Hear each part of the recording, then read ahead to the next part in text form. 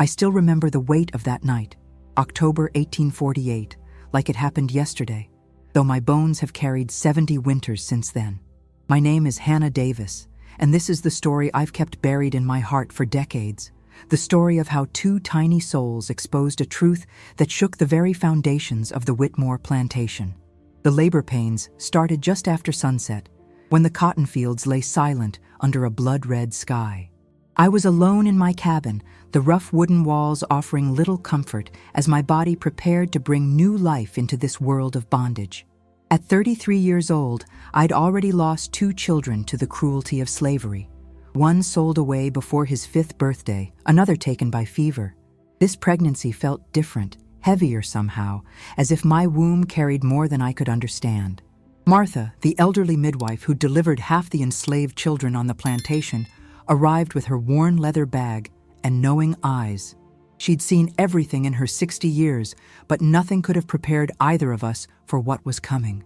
"You're strong, Hannah," she whispered, pressing a cool cloth to my forehead. "You've always been strong." The pain came in waves that threatened to break me. Outside, I could hear the overseer's voice barking orders, the crack of his whip against someone's back. Even in my agony, I couldn't escape the sounds of suffering that formed the constant backdrop of our lives. Master Whitmore ran his plantation with an iron fist, and his reputation for cruelty stretched across 3 counties. Hours passed. The candle burned low, casting dancing shadows across the cabin walls. Martha's hands worked with practiced efficiency, but I saw something flicker across her face. Surprise, then concern, then something I couldn't quite identify. "Push, Hannah, one more time." And then I heard it, the first cry of my child splitting the night air. But before I could catch my breath, before I could even see my baby, another wave of pain crashed over me. "There's another one," Martha said, her voice steady despite the shock I saw in her eyes. "Twins, Hannah. You're carrying twins." The second birth came faster. 2 cries now filled the cabin, 2 perfect voices announcing their arrival into this imperfect world. I reached out desperately, needing to hold them, to see them, to know them before anyone could take them from me. Martha placed them in my arms, one on each side, and the world stopped. The baby on my left had skin like polished mahogany, dark and beautiful like mine, like his father's. But the baby on my right, my breath caught in my throat. His skin was pale, almost white, with wisps of light hair already visible on his tiny head. My heart hammered against my ribs as the truth crashed over me like a wave. "Sweet Jesus," Martha breathed, stepping back. My hands trembled as I held them both, these 2 miracles who just shattered every illusion of safety I'd ever known. Because I knew exactly what this meant. I knew whose child the lighter baby was, and I knew the danger that knowledge carried. 6 months earlier, Master Whitmore had come to my cabin. It wasn't the first time, it never was for women like me. We had no choice, no voice, no right to our own bodies. He was a married man, respected in the community, a church-going Christian who preached about morality on Sundays. But in the darkness of my cabin, he was something else entirely. I'd tried to resist at first, years ago when I was younger. The scars on my back still told that story. So I'd learned to disappear inside myself, to go somewhere far away in my mind while he did what he wanted. Afterward, he'd leave without a word, as if I were nothing more than a piece of property he'd used and discarded. I never told anyone. Who could I tell? Who would believe an enslaved woman over a white master? Who would care? But now, holding these 2 babies, the evidence of that night was undeniable. "Hannah," Martha said carefully, "you know what this means." I nodded, unable to speak. My darker son, I would name him Samuel, nursed peacefully, unaware of the storm about to break over our heads. My lighter son, Thomas, I decided, after my grandfather, seemed so fragile, so vulnerable. I loved them both instantly, completely, with a fierce protectiveness that terrified me. "Master Whitmore can't know about this," I finally whispered. "Not yet. Not until I figure out what to do." But Martha shook her head sadly. "Chilly, you know word spreads faster than fire on this plantation. By morning, everyone will know, and he'll come." She was right. In a place where we had so little, gossip was currency. The other enslaved people would see my twins, would understand immediately what had happened, and the whispers would begin. Some would pity me, others would judge me, as if I'd had any choice in the matter. And eventually, inevitably, someone would tell Master Whitmore. I looked down at my sons, these two halves of a whole, living proof of a crime that would never be prosecuted because the victim had no legal standing to accuse her attacker. They were beautiful, they were innocent, and they were in danger. "What are we going to do?" I asked Martha, tears finally breaking free. She sat beside me on the narrow cot, her weathered hand covering mine. "You're going to love them, Hannah. You're going to be their mother for as long as you can. And you're going to be ready for whatever comes next." Through the thin cabin walls, I heard the plantation beginning to wake. Roosters crowed, dogs barked. The overseer's bell rang, calling everyone to another day of labor under the merciless sun. My body ached, exhausted from childbirth, but my mind raced with fear and fury. I thought about Mistress Whitmore, the master's wife, who lived in that big house with her fine dresses and her china tea sets. Did she know what her husband did to the women he owned? Did she care? Or did she look the other way, preferring the comfort of ignorance to the pain of truth? I thought about my son's future. Samuel would grow up enslaved, like me, worked until his body gave out. But Thomas, what would happen to Thomas? Would Master Whitmore acknowledge him, claim him, or would he do something worse to hide the evidence of his transgression? The questions swirled like leaves in a storm, and I had answers to none of them. As dawn broke over the plantation, painting the sky in shades of pink and gold that seemed too beautiful for such an ugly place, I made myself a promise. Whatever happened, I would fight for my sons. I would protect them. I would make sure they knew they were loved. The door to my cabin creaked open. A young girl named Bess peeked inside, her eyes widening when she saw my twins. Within seconds, she was gone, running to spread the news. I held Samuel and Thomas closer, breathing in their new baby smell, memorizing the weight of them in my arms. I didn't know how long I'd have with them. I didn't know what the next hour would bring, let alone the next day. But I knew this. The truth was out now, exposed by two tiny bodies who'd done nothing wrong. And that truth would change everything. The sun had barely cleared the horizon when I heard heavy footsteps approaching my cabin.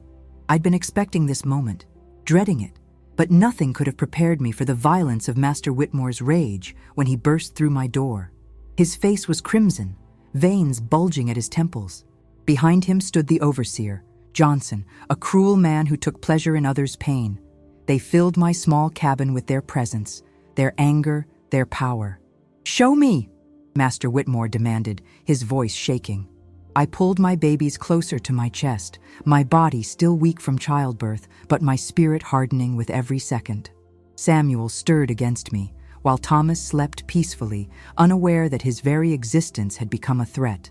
"I said, show me," he roared. Martha, who'd stayed through the night, carefully took Samuel from my arms. I held Thomas up, his pale skin glowing in the morning light streaming through the doorway. The resemblance was unmistakable. He had Master Whitmore's nose, his chin, even the same slight cleft that the master tried to hide with his beard. The color drained from Whitmore's face. For a moment, just a moment, I saw something that might have been recognition or shame flicker across his features. But it vanished quickly, replaced by cold calculation. "This is impossible," he said, but his voice lacked conviction. "This child cannot be mine." I found my voice then, rusty from hours of silence but strong with truth. "You know he is, Master. You know what you did." His hand flew up, and I flinched, expecting the blow. But it never came. Instead, he turned away, pacing my small cabin like a caged animal. Johnson watched with interest, and I knew he was storing every detail to use as leverage later. "Sir," Johnson said carefully, "people are already talking. Half the quarters saw the babies this morning." "Then we stop the talk," Whitmore snapped. He turned back to me, his eyes hard as stone. "You will tell everyone that you were with one of the field hands. You'll name someone, then we stop the talk," Whitmore snapped. He turned back to me, his eyes hard as stone. "You will tell everyone that you were with one of the field hands. You'll name someone who can't deny it." My stomach turned. He wanted me to lie, to accuse an innocent man of fathering Thomas, knowing full well that man would face punishment or worse. The cruelty of it took my breath away. "I won't do that, Master," I said quietly. His eyes flashed dangerously. "You forget yourself, Hannah. You'll do exactly as I say." "No, sir." My voice was steadier now, strengthened by something I'd never felt before, the power of truth. "I won't let an innocent man suffer for what you done. These are your sons, both of them, and lying won't change that." The silence that followed was suffocating. Martha gripped Samuel tighter, her face pale with fear for me. Johnson's hand moved to the whip at his belt. Master Whitmore moved closer, looming over me. "Do you understand what you're saying? Do you comprehend what this means for you? For them?" He gestured at my babies. "I understand perfectly," I replied, meeting his gaze despite every instinct telling me to look away. "I understand that you came to my cabin 6 months ago. I understand that I had no choice. I understand that these babies are the proof of what men like you do to women like me, and no amount of lying will erase that." His face contorted with rage and something else, fear. Because I was right, and he knew it. In that moment, I held more power than I'd ever possessed in my entire life. Not the power to change my circumstances, but the power of undeniable truth. "Sir," Johnson interrupted, his voice oily with false concern, "perhaps we should discuss this privately, away from here." But Master Whitmore wasn't listening. He was staring at Thomas, at this tiny child who looked so much like him that denial was impossible. I watched emotions war across his face. Anger, shame, calculation, fear. Finally, he spoke, his voice low and dangerous. "You will stay in this cabin. You will not work the fields. You will not speak to anyone about this. Johnson will bring you food and water, and you will think very carefully about what you're willing to sacrifice for your pride." He turned to leave, but I called out, "Master Whitmore." He stopped but didn't turn around. "What about my sons? What are you going to do to them?" His shoulders tensed. "That depends entirely on you, Hannah, on whether you can learn to be sensible." Then he was gone, Johnson trailing behind him like a shadow. The door slammed shut, and I heard a board being nailed across it from the outside. I was a prisoner in my own cabin. Martha came to me immediately, helping me lie back down with the babies. "Oh, Hannah," she whispered, "what have you done?" "What I had to," I replied, though my hands were shaking now that the confrontation was over. I couldn't let him force me to lie. I couldn't let him hurt someone else to protect his reputation. But at what cost? I looked at my sons, both sleeping peacefully now, despite the storm raging around them. "Whatever it takes, Martha. I won't let him pretend they don't exist. I won't let him erase the truth." The days that followed were the longest of my life. True to his word, Master Whitmore kept me locked in that cabin. Johnson brought meager rations twice a day, sliding them through a gap under the door without speaking. I could hear life continuing outside, the call to work, the songs in the fields, the evening prayers. But I was isolated, cut off from everything and everyone except Martha, who was allowed to visit once daily to help with the babies. Through her, I learned that the plantation was alive with whispers. Some people supported me, quietly and carefully, understanding the impossible position I was in. Others blamed me, as if I'd seduced the master rather than been violated by him. The divisions cut deep, and I grieved for the community fracturing under the weight of this revelation. Mistress Whitmore, Martha told me, had taken to her bed with nerves. She refused to leave her room, wouldn't see visitors, and reportedly wept constantly. Part of me felt sorry for her. She'd been humiliated publicly by her husband's actions. But another part of me, the part that had suffered while she lived in comfort, found it hard to summon much sympathy. "What does he plan to do with us?" I asked Martha during one visit. She shook her head sadly. "Nobody knows. He's been in his study for days, drinking heavily. Some of the house servants say he's writing letters, but they don't know to whom." The uncertainty was its own kind of torture. Every footstep outside my cabin made my heart race. Every voice made me clutch my babies tighter. I nursed them, sang to them, told them stories about their grandmother and grandfather, about the Africa I'd only heard about in whispered tales. I wanted them to know they came from strength, from survival, from people who'd endured unimaginable hardships. Samuel was easy, content to nurse and sleep. But Thomas seemed more restless, as if he could sense the tension around him. I wondered what kind of life awaited him. Would Master Whitmore acknowledge him? Send him away? Try to raise him as white? Separated from me and his brother? The thought of losing either of them made my chest ache with a physical pain. A week after my confrontation with the Master, Martha arrived with news that made my blood run cold. "Hannah," she said, her voice barely above a whisper, "there's talk that Master Whitmore is planning to sell you and Samuel down to the Deep South, to separate you from Thomas." My world tilted. The Deep South meant sugar plantations, rice fields, places where enslaved people died within years from the brutal labor. It meant never seeing my son again, never knowing what became of him. "He can't," I breathed. "He wouldn't. He's a desperate man, Hannah. Desperate men do terrible things." That night, I barely slept. I held both my babies close, breathing in their scent, memorizing every detail of their faces. Samuel's dark eyes, so alert and curious. Thomas's lighter coloring, his tiny fingers that gripped mine with surprising strength. They were brothers, two halves of a whole, and the thought of them growing up apart, never knowing each other, was unbearable. As dawn broke on the 8th day of my confinement, I heard voices outside, many voices. Through the gaps in the wooden walls, I could see a crowd gathering. Enslaved people from the quarters, field hands, house servants, even some from neighboring plantations who'd somehow heard about my situation.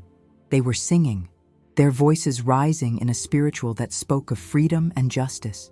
The sound was beautiful and heartbreaking, a show of solidarity that brought tears to my eyes. Then I heard Master Whitmore's voice, sharp and angry, ordering them to disperse. But they didn't.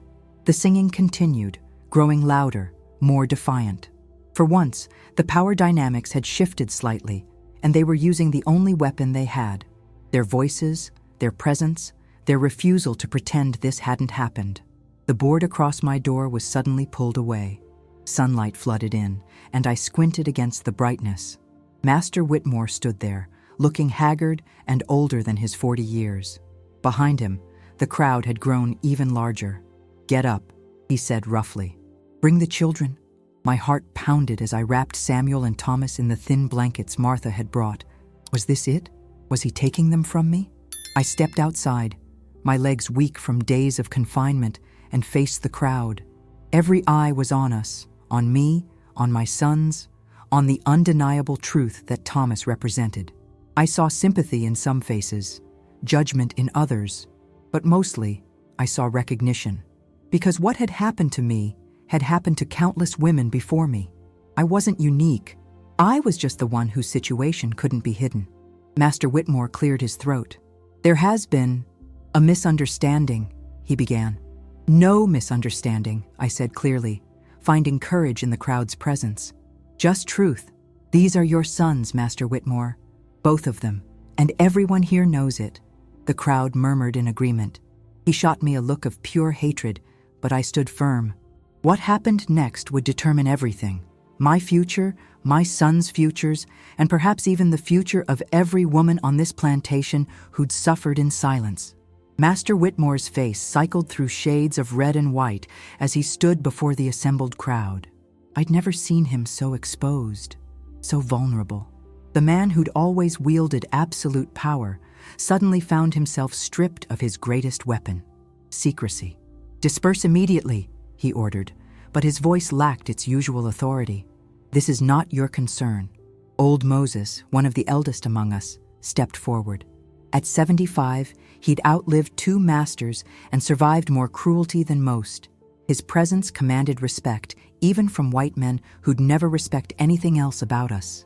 "Master Whitmore," Moses said carefully, his voice carrying across the yard, "we mean no disrespect, but this affects all of us. What happens to Hannah and her babies? It matters to every soul here." "How dare you presume to tell me what matters on my own property?" Whitmore exploded. But I noticed he took a step back. The crowd didn't move. More people had joined now, drawn by the commotion. I saw house servants watching from the big house windows, even Mistress Whitmore's pale face appearing briefly before the curtains fell back into place. My arms ached from holding both babies, but I wouldn't put them down. Samuel had started fussing, sensing the tension, while Thomas remained eerily quiet, his light eyes seeming to take in everything around him. "Tell them, Hannah," called out a voice from the crowd. It was Mary, a field hand who'd been violated by the overseer years ago, her mixed-race daughter sold away before her first birthday. Tell them what he did. My throat tightened. Speaking the truth to Master Whitmore in private was one thing. Proclaiming it before everyone, making it undeniable and public, was another entirely.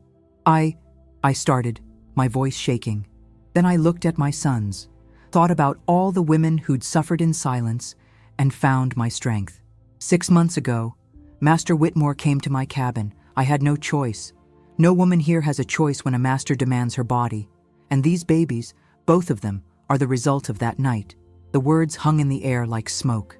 Some people gasped, though everyone already knew. Others nodded grimly. The truth, spoken aloud, carried a weight that gossip never could. "You lying?" Whitmore started toward me, but Moses and several other men moved between us. "Sir," Moses said quietly, "everyone can see the child. Lying about what's plain as day only makes it worse." Johnson, the overseer, finally spoke up. "Mr. Whitmore, perhaps we should discuss this inside, away from the workers." But before anyone could move, a carriage came rattling up the long drive to the big house. We all turned to watch as it approached, the horses kicking up dust in the morning sun. When it stopped, out stepped Reverend Matthews, the minister from town, and another man I didn't recognize, well-dressed, with an air of authority. Master Whitmore's face went white. "What are you doing here?" he demanded of the Reverend. "I heard disturbing reports, James," Reverend Matthews said, his voice grave. "Reports that required immediate attention." He gestured to the other man. "This is Mr. Thornton, a lawyer from Richmond. We need to speak with you, now." The crowd began whispering furiously. The presence of the Reverend and a lawyer meant this had spread beyond the plantation, beyond the county even. Someone, I never learned who, had written letters, carried word to people who might care about the scandal if not the suffering. Master Whitmore looked trapped. He glanced at me, at the crowd, at the Reverend and lawyer, and I saw the moment he realized he'd lost control of the narrative completely. "Fine," he said through gritted teeth. "We'll talk. But the rest of you, back to work. This spectacle is over." The crowd dispersed slowly, reluctantly. As they left, many touched my arm or shoulder in support, a gesture that brought tears to my eyes. Martha stayed close, ready to take one of the babies if I needed her to. The Reverend and lawyer disappeared into the big house with Master Whitmore. Johnson ordered everyone back to their duties, but I noticed he didn't force me back into the cabin. Instead, he told me to wait in the yard with Martha. We sat under a large oak tree, its shade offering relief from the climbing sun. I nursed my babies, trying to calm my racing heart. "What do you think will happen?" I asked Martha. She was silent for a long moment. "I think," she finally said, "that you've done something nobody expected. You've made it impossible for him to hide. And men like him, they'll do anything to protect their reputations, even if it means making concessions they'd never normally make." Hours passed. The sun climbed higher, then began its descent. My body ached, exhausted from childbirth and stress and uncertainty. Samuel and Thomas took turns sleeping and nursing, blissfully unaware of how their existence had turned the plantation upside down. Finally, as evening approached, the Reverend and lawyer emerged from the big house. They came directly to where I sat, their faces serious. "Hannah Davis?" the lawyer asked, though he clearly knew who I was. "Yes, sir. I'm Mr. Thornton. I've been retained to manage certain arrangements." He glanced at the Reverend, who nodded encouragingly. "What I'm about to tell you is irregular, to say the least, but given the circumstances, an agreement has been reached." My heart pounded. "What kind of agreement?" "Master Whitmore has agreed to manumit you, to free you and your sons, all 3 of you." The words didn't make sense at first. Free? Freedom was something I dreamed about, but never truly believed possible. "In exchange," the lawyer continued, "you will take the children and leave Virginia. You'll be given passage to Philadelphia, where Quaker families have agreed to help you establish yourself. There's a community there of free Black people who can assist you." "And if I refuse?" I asked, hardly daring to breathe. The lawyer's expression darkened. If you refuse, Master Whitmore has made it clear he'll sell you and the darker child to the Deep South. The lighter child will be kept here, raised as an indentured servant, or other arrangements will be made. So there it was. Freedom, but at the price of exile. Leave everything I'd ever known, everyone I'd ever loved, or risk losing my sons to an even darker fate. Hannah, Reverend Matthews said gently, I know this is difficult, but I've advocated for this arrangement because I believe it's your best chance, yours and the children's. Slavery is an abomination, and what happened to you? No woman should have to endure such things. I looked at my sons. Samuel had his eyes open now, watching me with that intense infant gaze. Thomas was sleeping, his tiny chest rising and falling peacefully. Can I say goodbye? I asked. To the people here? The lawyer nodded. You'll leave in 3 days. Master Whitmore wants this resolved quickly and quietly. You may have until then. They left me sitting under that oak tree, my whole world spinning. Martha pulled me into her arms as the tears finally came. Tears of relief, grief, fear, and hope all tangled together. You're going to be free, she whispered. Oh, Hannah, you're going to be free. But freedom came with a cost. Over the next 3 days, I said goodbye to everyone who'd been my family. To Moses, who'd stood up for me when it mattered most. To Mary and the other women who'd shared my suffering. To young Bess, who cried into my shoulder. To Martha, who'd delivered my babies and stood by me through everything. I said goodbye to the only home I'd ever known, terrible as it had been.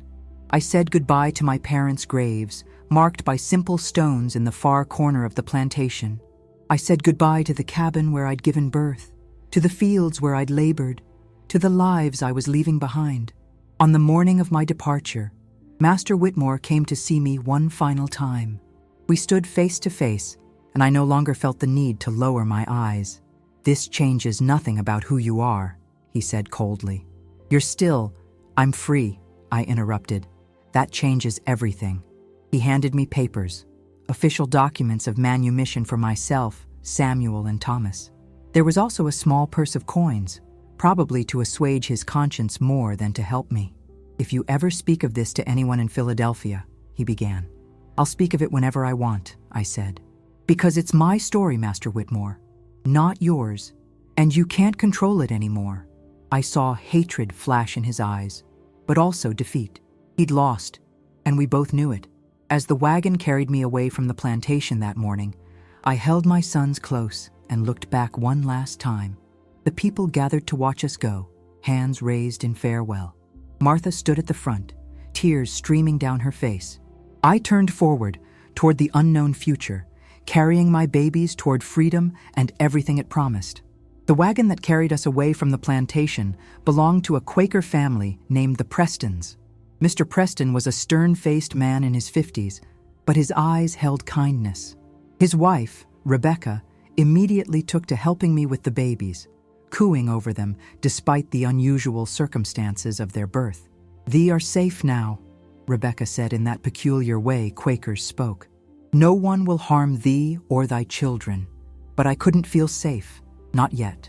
Safety was a concept I'd barely understood my entire life, and I kept expecting someone to chase us down, to drag us back, to claim this freedom was a mistake. We traveled mostly at night, stopping at safe houses along what I learned was called the Underground Railroad, a network of people, mostly Quakers and free black folks, who helped enslaved people escape to freedom. Even though my freedom was legal, Mr. Preston explained it was safer this way. "There are men who don't care about papers," he said. "Men who see a black woman and children and assume their property to be claimed." The journey took 3 weeks. 3 weeks of bouncing along dirt roads, hiding in barns and cellars, moving through a world I'd never seen before. I nursed my babies in the dark, whispered stories to them, and prayed we'd make it to Philadelphia safely. Along the way, I met others seeking freedom. A young man named Isaac who'd escaped from a plantation in North Carolina, scars covering his back from years of beatings. A woman named Sarah who'd walked for 5 nights straight to reach the first safe house, her feet bloody and raw. An elderly couple who'd saved for 15 years to buy their freedom, only to have their master renege on the deal, forcing them to flee. Their stories reminded me that my situation, painful as it was, came with privileges others didn't have. I had legal papers. I had financial assistance, however meager. I wasn't running in the night, terrified of being caught and dragged back to torture.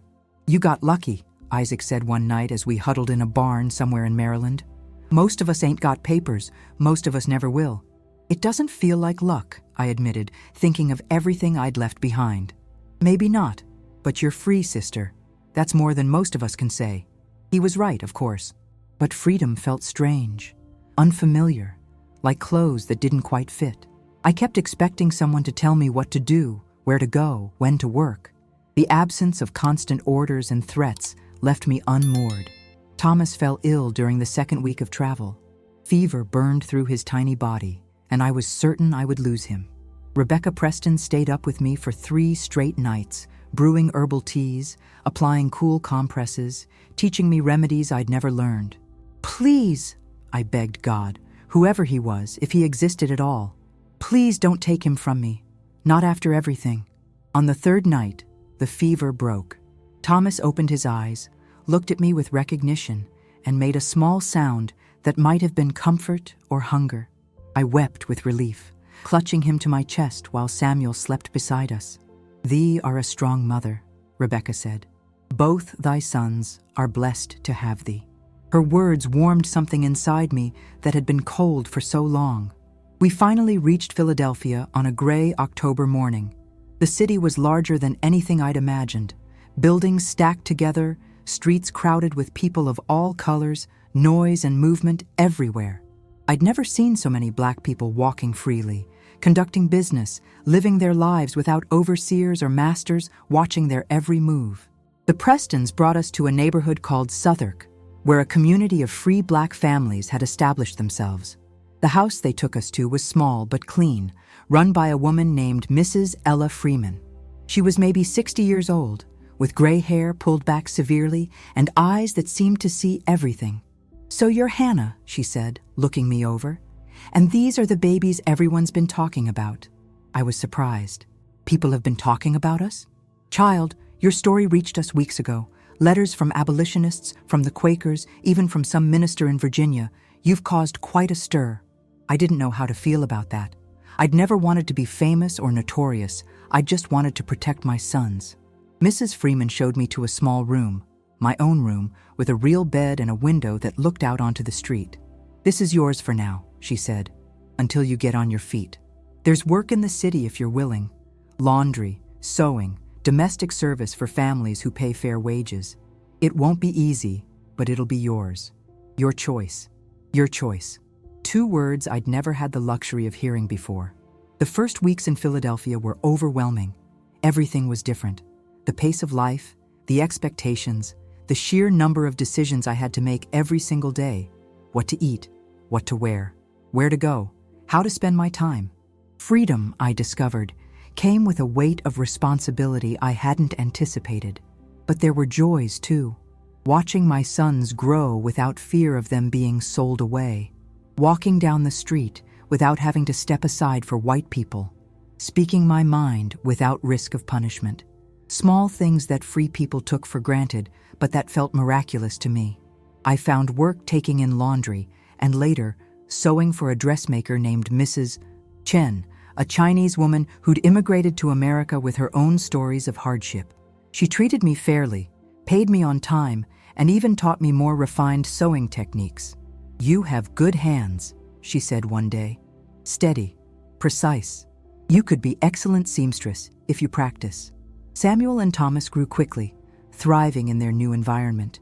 By their first birthday, the differences between them were even more pronounced. Samuel had my features, my dark skin, my thick curly hair. Thomas looked increasingly like Master Whitmore, with his lighter coloring and finer features. People stared at us sometimes, trying to figure out our story. Some assumed I was a wet nurse or nanny for Thomas. Others knew immediately what the situation was and looked at me with pity or judgment. I learned to ignore them all. What mattered was that my sons were healthy, safe, and loved. Mrs. Freeman became like a grandmother to them and to me. She told me stories about her own journey to freedom 40 years earlier, about the husband she'd lost to illness, about the children she'd raised who now had families of their own. "You did good, Hannah," she told me one evening as we watched the boys play on the floor. "Standing up to that master the way you did. That took more courage than most people have." I didn't feel courageous, I admitted. I felt terrified. Courage ain't the absence of fear, child. It's doing what's right despite the fear. 2 years passed, then 5, then 10. My sons grew into boys, then young men. I watched them navigate a world that saw them differently. Samuel as black, Thomas as white or mixed, depending on who was looking. The questions they asked broke my heart sometimes. "Mama, why do people stare at us? Why is my skin different from Samuel's? Why don't we have a papa?" I answered as honestly as I could, age appropriately, always emphasizing that they were brothers, that they were loved, that their value wasn't determined by their skin color or their father's identity. But the truth was complicated. Thomas benefited from his lighter skin in ways Samuel never would. Doors opened for him that remained closed to his brother. People made assumptions about his intelligence, his character, his potential based solely on his appearance. It created tensions between them as they grew older. Samuel resented the advantages Thomas had. Thomas felt guilty about privileges he didn't ask for. I did my best to help them navigate these complex emotions, but I was learning too. The abolitionist movement was growing stronger in Philadelphia. I attended meetings sometimes, listened to people like Frederick Douglass and Sojourner Truth speak about the evils of slavery and the rights of all people to freedom and dignity. One night, after a particularly powerful speech, a white woman approached me. "Would you be willing to tell your story?" she asked. "To speak at our gatherings about what you experienced?" I hesitated. The thought of standing before crowds, of reliving those painful memories, made my stomach turn. But I thought about the women still trapped on plantations, about the children being born into bondage, about the men being worked to death in cotton fields. "Yes," I finally said, "I'll speak." And so began another chapter of my life, as a witness, a voice for those who couldn't speak for themselves. By the time my sons reached 15, the fractures between them had deepened into canyons. Samuel worked as an apprentice blacksmith, his hands growing calloused and strong like his spirit. Thomas had found work as a clerk in a shipping office, his lighter skin and educated manners opening doors that would have remained locked to his brother. They lived in the same house, ate at the same table, shared the same mother, but they inhabited different worlds. "It's not fair, Mama," Samuel said to me one evening after another argument with his brother. We sat in the kitchen, the space lit by a single oil lamp. His hands, scarred from the forge, trembled with anger. "I'm just as smart as Thomas. I work just as hard. But everywhere I go, people see my skin first. They see a black man, and they assume I'm ignorant, dangerous, less than." I reached across the table to cover his hands with mine. "I know, son. I know it's not fair. Then why does he get to pretend it doesn't matter? Why does he get to act like his life isn't easier because of how he looks?" I had no good answer. The truth was that Thomas did benefit from his appearance, whether he acknowledged it or not. White society accepted him in ways it never would Samuel, even though they shared the same mother, the same upbringing, the same love. Thomas, for his part, struggled with his own demons. I found him one night sitting on the front steps, tears streaming down his face. "What's wrong?" I asked, settling beside him. "I don't know who I am, Mama," he said, his voice breaking. "The white people at my work, they don't know about you and Samuel. They assume I'm one of them. They say terrible things about black people right in front of me, expecting me to agree. And I don't know what to do. What do you want to do?" He looked at me. His eyes, so much like Master Whitmore's, it still hurt sometimes, filled with confusion. "I want to defend you. I want to tell them they're wrong, that black people are just as human, just as worthy. But if I do, they'll know. They'll figure out what I am, and I'll lose my position. What you are," I said firmly, "is my son, Samuel's brother, a free man with a good heart. Don't let anyone make you forget that." But the world wouldn't let him forget his in-between status. He was too black for white society once they learned the truth, too white-looking for some in the black community who viewed him with suspicion. The tensions came to a head on a summer evening in 1863. The Civil War had been raging for 2 years, tearing the nation apart over the question of slavery. President Lincoln had issued the Emancipation Proclamation earlier that year, technically freeing enslaved people in Confederate states, though its practical effects remained limited. Samuel came home with news that made his eyes shine with determination. "The Army is forming colored regiments, Mama. They're asking free black men to enlist, to fight for the freedom of our people still in bondage. I'm going to join." My heart stopped. "No, absolutely not. I didn't bring you into this world and fight for your freedom just to watch you march off to war. Mama, this is bigger than me, bigger than us. Our people are suffering. If I can fight, if I can help end slavery, by dying?" My voice rose. "You think I want to bury my son on some battlefield?" Thomas had been silent through this exchange, but now he spoke. "I'll go with him." We both turned to stare at him. "What?" Samuel's voice was sharp. "You can't join a colored regiment. I'm your brother," Thomas interrupted. "And if you're fighting for freedom, then I should be fighting too. The Army won't take you. Look at you. They'll put you in a white regiment if they take you at all. Then I'll make them understand. I'll explain." "Explain what?" Samuel's anger erupted. "Explain that your mother was enslaved? That your father was a master who forced himself on her? You really think they'll welcome you with open arms once they know you're mixed?" The words hung in the air like poison. Thomas's face paled, then flushed red. "That's not fair," he said quietly. "Fair? You want to talk about fair? Your whole life has been unfair in ways you refuse to see. You pass as white when it's convenient, claim to be black when it makes you feel better about yourself, but you don't really know what it means to be either. You're caught in between, and instead of choosing a side, you just— Enough!" I stood, my voice cutting through their argument. "Both of you, enough. This is exactly what the masters want, for us to turn on each other, to fight amongst ourselves instead of focusing on the real enemy." They fell silent, but the damage was done. Years of unspoken resentment had spilled out, and I didn't know how to contain it. Samuel enlisted the next week. Despite my protests, despite my tears, he put on that blue uniform and joined the 54th Massachusetts Infantry Regiment, one of the first official black units in the Union Army. Thomas tried to enlist too, but as Samuel had predicted, it was complicated. The recruiting officers didn't know what to do with him. He was too light to join the colored regiments, but once he explained his background, he was too black for the white ones. Eventually, he found a place as a medical assistant, working with a unit of white soldiers who didn't know his full story. They left on the same day, but traveled different paths to different destinations. I stood on the street watching them go, my heart breaking into pieces.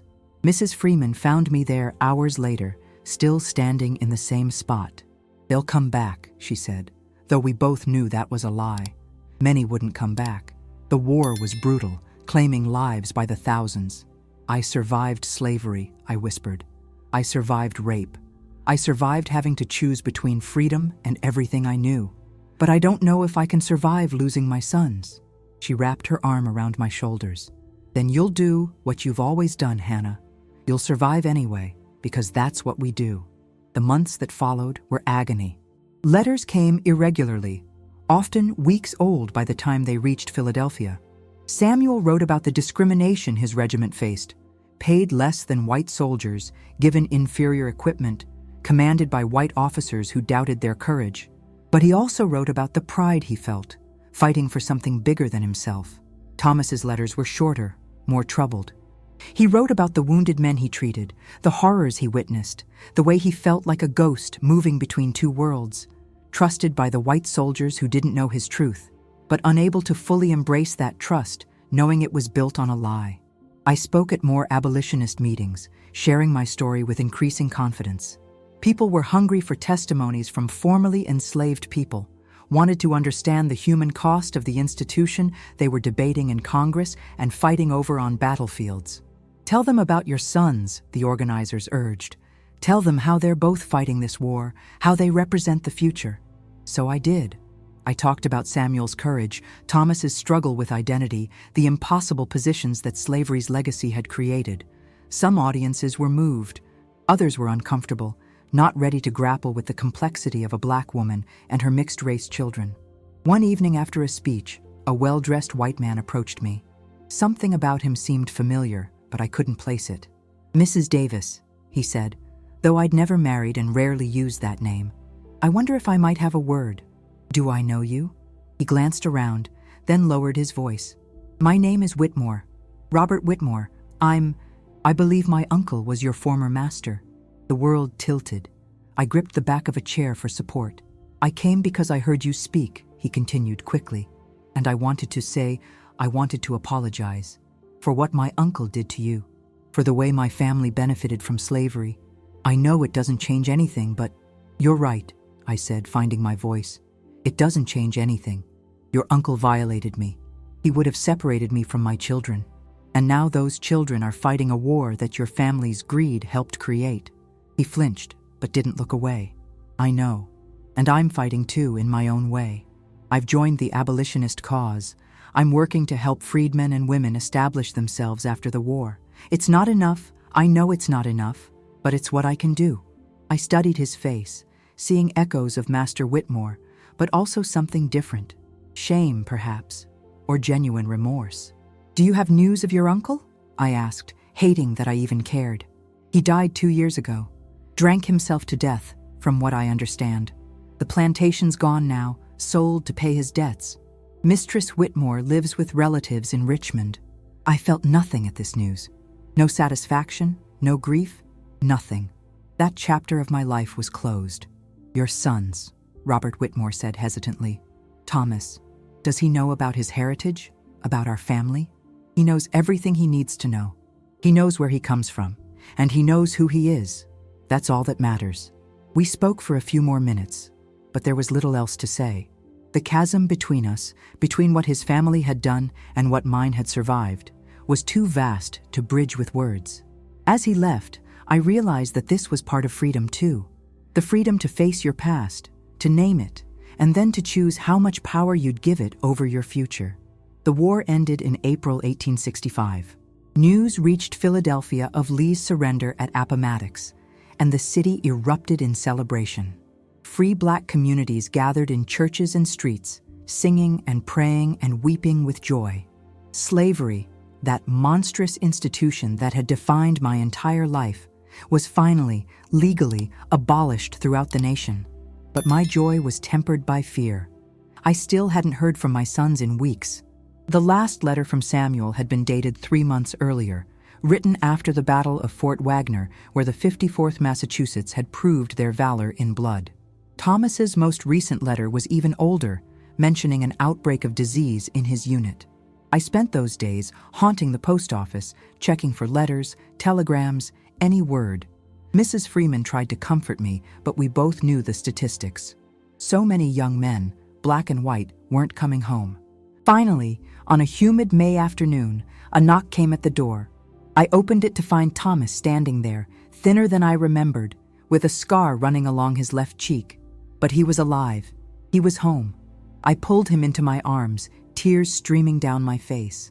Thank God you're safe." But when I pulled back to look at him, I saw the shadow in his eyes. "Where's Samuel?" His face crumpled. "Mama, No. The world fell away. I couldn't breathe. "He's alive," Thomas said quickly, grabbing my arms. "Samuel's alive, but he's hurt, Mama. He's hurt badly." The relief and terror came in equal measure. "Where is he?" "The hospital. The military hospital here in the city. They brought him 3 days ago. But I couldn't get leave to come tell you until now." I didn't remember the journey to the hospital. One moment I was at my door. The next I was rushing through crowded wards full of wounded soldiers, following Thomas through a maze of suffering until we reached a bed near the back. Samuel lay there, impossibly still, his skin ashen beneath its brown tone. Bandages wrapped his chest and right arm. "An infection," Thomas explained. He'd taken a bullet at the Battle of Five Forks in Virginia, and the wound had festered during the journey north. I took my son's hand, the one that wasn't bandaged, and felt how hot it was. Fever, the same fever that had nearly taken Thomas as a baby.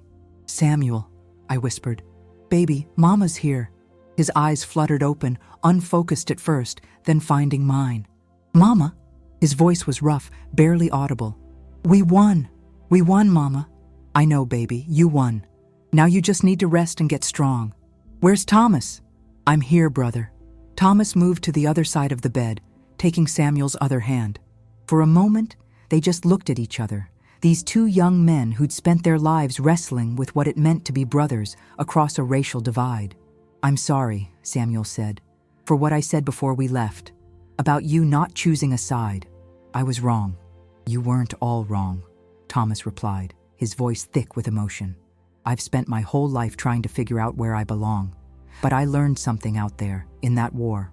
It doesn't matter what I look like or what anyone else thinks I am. I'm your brother. That's who I am. That's what matters. Samuel tried to smile, but a cough racked his body. Blood flecked his lips, and my heart seized with terror. The doctors gave me no false hope. The infection was deep, they said. It had spread to his lungs. He might fight it off, but the chances were poor. All we could do was keep him comfortable and wait. I didn't leave his side for 5 days. I sat beside that hospital bed, holding his hand, telling him stories about his childhood, about his grandparents I'd barely known, about the Africa that lived in our collective memory. Thomas stayed too, sleeping in a chair, refusing to leave his brother. Other wounded soldiers from the 54th were in the ward. They came to Samuel's bedside when they could, sharing memories of battles fought together, of songs sung around campfires, of the pride they felt wearing that uniform despite everything. Your boy is a hero, ma'am, one young man said to me. He couldn't have been more than 19. Saved my life at Fort Wagner, pulled me behind the ramparts when I got hit, wouldn't leave me even though bullets were flying everywhere. Each story made me prouder and more terrified of losing him. On the 6th night, Samuel's fever broke. The doctor couldn't explain it, called it a miracle, but I knew better. My son was a fighter, just like I'd been. He'd inherited that from me, that refusal to surrender even when the odds were impossible. It took months for Samuel to recover. The wound to his arm had damaged nerves, leaving it partially paralyzed. He'd never work as a blacksmith again. But he was alive, and after everything we'd survived, that felt like more than enough. As summer turned to fall, we began piecing our lives back together. Samuel found work as a teacher at a school for freed children. His experience, his courage, his story, it all made him perfect for helping young people understand their worth and potential. Thomas continued his medical training, determined to become a doctor. I spent the war patching people up, he said. I want to spend my peace healing them properly. As for me, I was invited to speak at the National Convention of Colored Men in Syracuse, New York. Standing before hundreds of free black men and women, I told my story, all of it. The plantation, the rape, the birth of my sons, the choice between freedom and community, the years of struggle and growth. We are free now, I concluded, but freedom is just the beginning. We must build lives worth living. We must create communities where all our children, whatever shade of skin they wear, can grow up with dignity and hope. We must never forget where we came from, but we must also refuse to let that past define where we're going. The applause was deafening. People stood, some crying, many coming to embrace me afterward. But the most important moment came later that night, in the small hotel room where Samuel, Thomas, and I sat together. Mama, Thomas said quietly, I've been thinking about names, about legacy. I've been using Davis because that's what you chose when we came to Philadelphia. But I was wondering, should we use our real name? Whitmore? No, Samuel said immediately. That man doesn't deserve to claim us. I'm not suggesting we claim him, Thomas replied. But it's part of our history, part of who we are. I looked at my sons. These two young men who'd survived so much, who'd fought a war and come home changed, but not broken. Your real name, I said, is whatever you choose it to be. Davis, Whitmore. Something entirely new. What matters isn't the name, but who you are beneath it. Then I choose Davis, Thomas said, because you're the parent who matters. You're the one who fought for us, who loved us, who gave us everything. That's the legacy I want to carry. Samuel nodded. Davis it is, for all of us. We sat there together, 3 free people in a free country, and I felt something I'd never quite experienced before. Peace. Not happiness exactly. The scars ran too deep for simple happiness, but peace. a sense that we'd survived the worst and could face whatever came next. Years passed. Samuel married a teacher named Alice, and they had 3 children who called me grandmother and never knew the weight of chains. Thomas became a doctor, opening a practice that served both black and white patients, though he faced constant challenges from those who couldn't accept his mixed heritage. I continued speaking, writing, advocating for the rights of freed people, trying to build lives in a country that had enslaved them. The work was slow and frustrating, but necessary. And sometimes, on quiet evenings, I'd sit on my front porch and watch my grandchildren play. These free children who'd never know the terror I'd lived through. I'd think about that night so long ago when I gave birth to twins, one dark, one light, and how their existence had forced a truth into the open that might have remained hidden forever. The world didn't change overnight. Racism didn't disappear with slavery's abolition. My sons and grandchildren still faced discrimination, still fought battles I wished they didn't have to fight. But we were free. And that freedom, hard-won and constantly defended, was a foundation we could build on. I lived to see my 70th birthday, surrounded by family I'd created and loved fiercely. When people asked me about my life, about how I'd survived and even thrived after everything, I always gave the same answer. I survived because I had to, because my children needed me, because the truth mattered more than comfort, and because freedom, real freedom, is worth any price. That's the story I wanted told. Not just the suffering, though that was real. Not just the triumph, though that was real too. But the whole complicated truth of what it meant to be a black woman in America, to be violated and still find strength, to be enslaved and claim freedom, to raise children across a racial divide in a country still learning what equality might mean. This is my story. These are my sons' stories. And now they're part of history. Not the history that gets written in textbooks, but the history that lives in the hearts and memories of everyone who's ever had to fight for their humanity to be recognized. We were here. We survived. We mattered. And that truth can never be erased.